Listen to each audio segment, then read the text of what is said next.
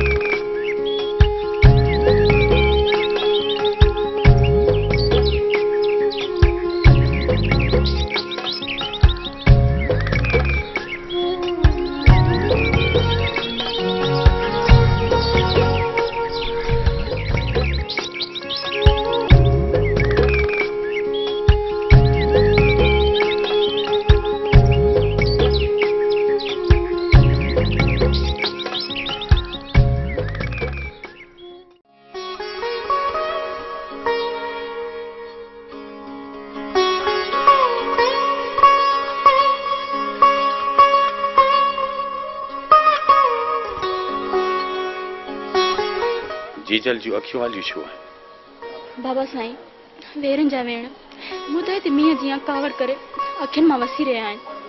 सिंधु किथे ईअं त न आहे तुंहिंजी अखियुनि जा लुड़क? न बाबा साईं, सिंधू जूं अखियूं काइरी या ककर वसाइनि त कढी कांवनि खे ॾेई छॾियां। त पोइ पक सम्झ धीअ त हिक ॾींहुं कावड़ जा कोहीर पंहिंजी कावड़ छॾे आसमान जो सीनो ज़रूर साफ़ कंदा, वरी हमेशा जे लाइ पंहिंजी सिंध सरसब्ज शादाब रहंदी। इंशाअल्लाह, आमीन सुमा आमीन।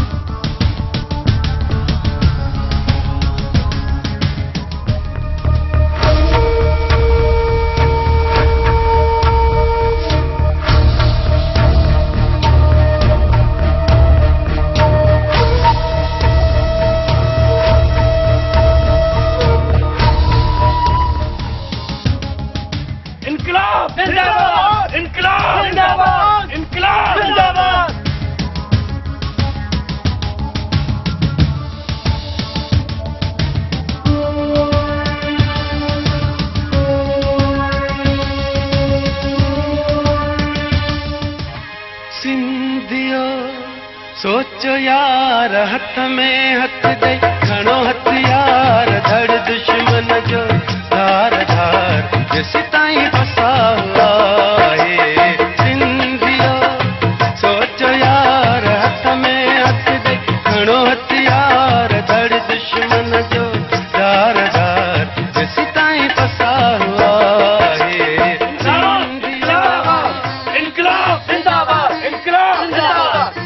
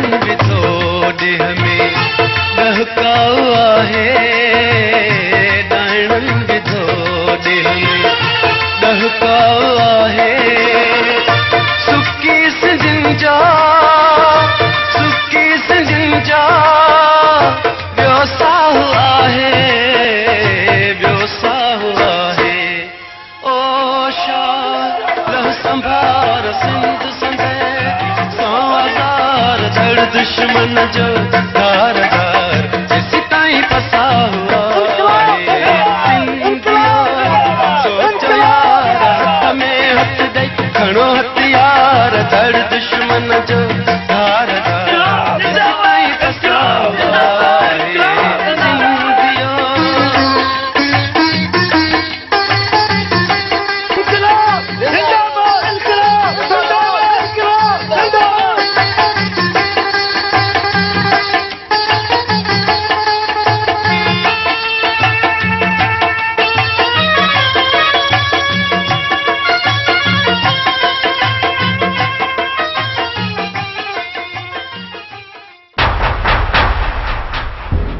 जलाल खान तूं असांजो पुराणो यार आहीं ऐं हर ॾुखे वक़्त में असां तोखे आज़मायो आहे ऐं हाणे बि वजल खान मूं बि तव्हां सां सदाईं इहा ई ॻाल्हि कई आहे त डीएसपी मंडे जी वार मुड़ुस त छा पर ठोर ठिकाए छॾिया।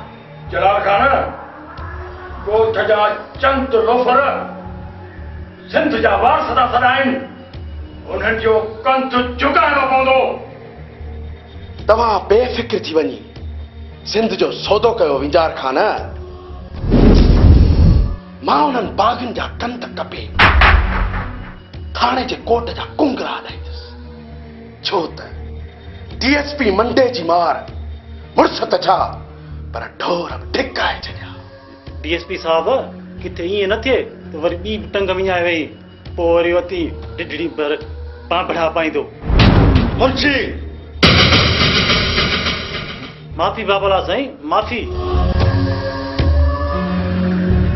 जलाल खान तो जॾहिं उठनि जा वात बंदि कया त तुंहिंजो वात मां बंदि कंदुसि नोटनि सां।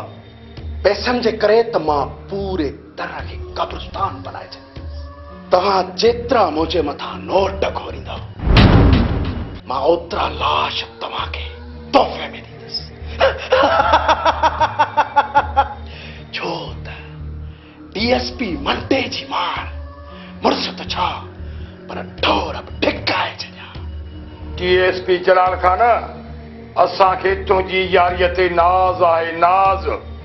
मां तोखे मुंहुं खुरियो इनाम ॾींदुसि पर छा विंजार खान मां चवंदो न आहियां त पैसा फेंक तमाशा देख।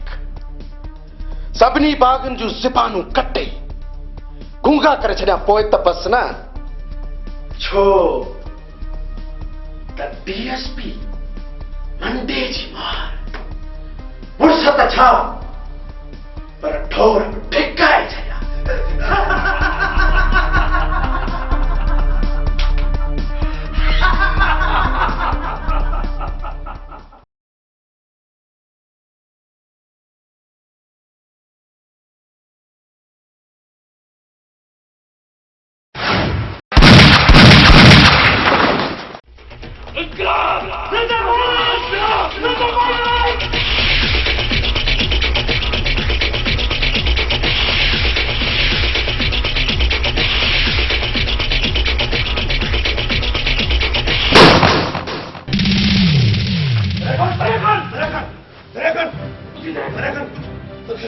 सरकश तू निकिरी सरकश न दरिया खान न मां तोखे मौत जे मुंहं में छॾे नथो वञी सघां। सरकश तोखे धरती जो कसम सरकश तू निकिरी तोखे वञिणो आहे। दरिया खान हे तूं छा करे छॾियो?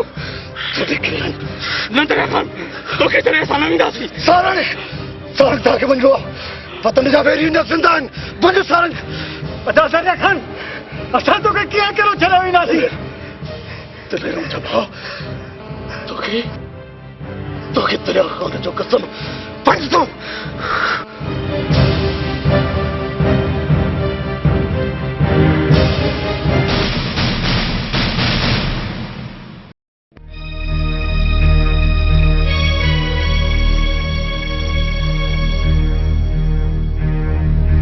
बाबा तव्हां जूं ऐं सिंधूअ जूं नज़रूं जंहिंखे ॻोल्हिनि थियूं उनखे दुश्मन जी गोली लॻी वई आहे।